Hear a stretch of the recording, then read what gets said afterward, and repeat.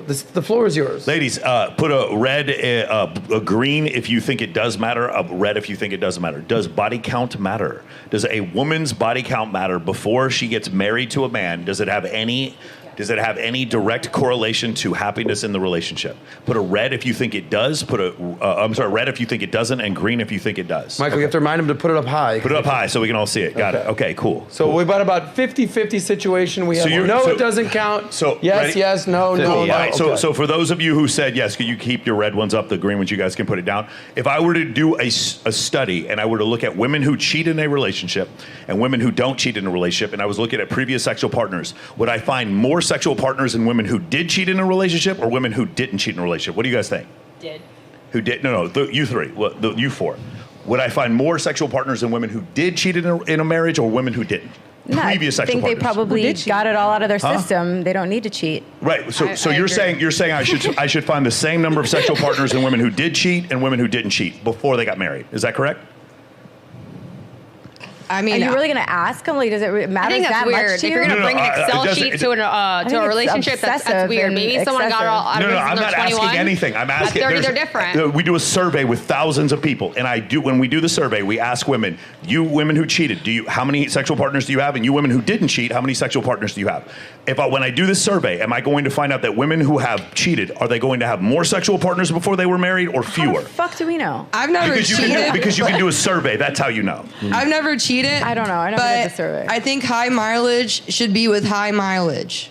Okay, that's just my opinion. So the answer that the answer that you guys have to give is that you should have the same number of sexual partners for women who did cheat and women who didn't, because you just said, by holding up the red thumbs down, that there is no correlation between a woman having more sexual partners before she's married and the likelihood of her cheating. So if we did a study please.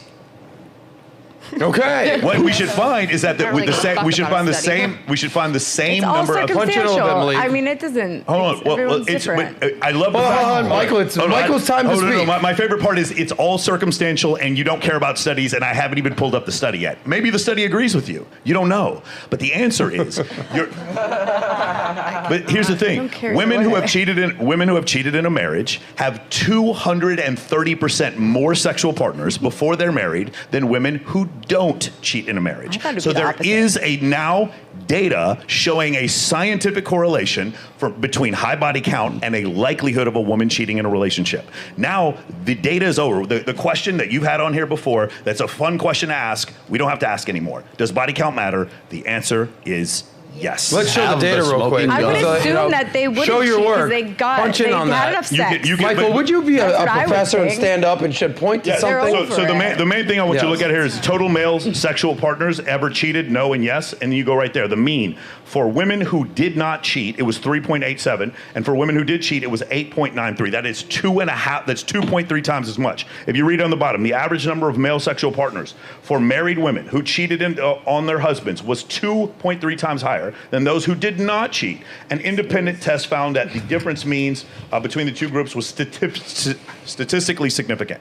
So if it was 10% more for women who cheated or 20% more, no, it's 230% more. Like this is undeniable at this point. That's the first thing. So Michael, because we got to get to Rolo, give us your final assessment on what happened. You've showed us the evidence. You've laid out your case. I know law school was abolished, but this is something that you're going to allow to show the jury here.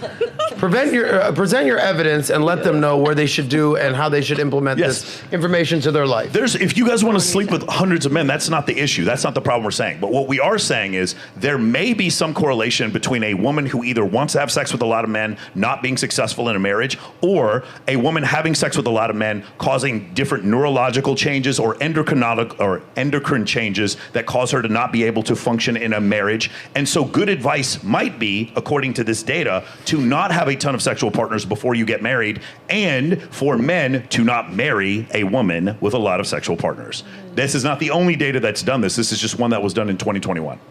This is the whole virgin bride situation. But my point is, I never, what's a high value man? Keep asking that if you want. Does body count matter? That question's done.